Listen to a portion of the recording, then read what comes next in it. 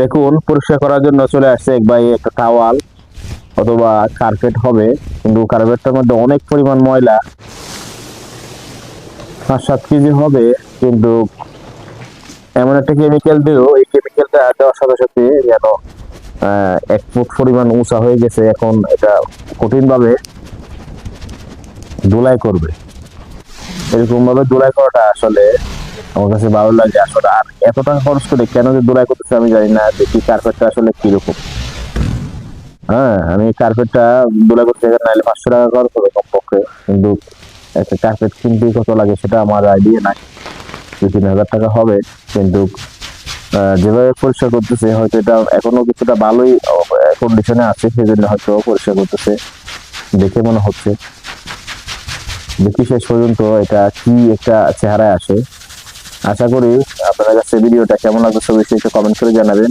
আর এই ধরনের ভিডিও যদি ভালো লাগে অবশ্যই শেয়ার করে দিবেন।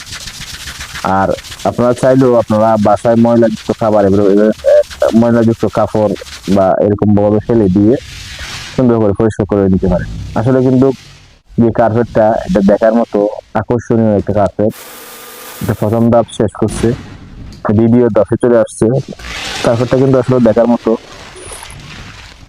আমার কাছে মোটামুটি ভালোই লাগতেছে। সেই জন্য আশা করি, সেই জন্যই মনে হয় পরিষ্কার করতেছে। মানে একদম নষ্ট হয়ে গেছিল, প্রায় ফেলে দেয়। আমাদের দেশে তো এরকম নষ্ট হলে কাপড়গুলো ফেলেই দেয়, নতুন নতুন করে পুনরায় রিকন্ডিশন করে কিন্তু পরিষ্কার করে না। তো এই ভাই করতেছে, দেখি শেষ রূপটা কিরকম হয়, শেষ কালারটা কিরকম হয়। আশা করি আপনারা সন্তুষ্ট হবেন যে এত পরিশ্রম করার ফলেও জিনিসটা কিন্তু সুন্দরই, মানে আসলে এটা কিন্তু হাই কোয়ালিটি পারফেক্ট বোঝা যাচ্ছে রাজকীয়। অনেকগুলো স্তরে পরিষ্কার করতেছে, ময়লা থাকার কোনো চান্স নাই। হ্যাঁ, একদম প্রফেশনাল, যাকে বলে প্রফেশনাল।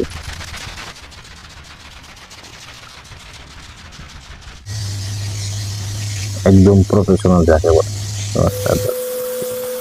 আর এরকম প্রযুক্তিও আছে তার কাছে পরিষ্কার করার জন্য, প্রযুক্তিগুলো আছে, বোঝাই যাচ্ছে। আচ্ছা, আচ্ছা, আচ্ছা, আচ্ছা। তো কেমন লাগলো ভিডিওটা অবশ্যই কমেন্ট করে জানাবেন। আর ভালো লাগলে শেয়ার করে দেবেন। আর এরকম কাজ যদি আপনি করতেছেন করতে পারেন, বা আশার মধ্যে ট্রাই করে দেখতে পারেন। এটা কোনো রিস্ক না। আমার কাছে খুবই দারুণ লাগতো, তাই আপনার শেয়ার করলাম। ধন্যবাদ সবাইকে। আসসালামু আলাইকুম।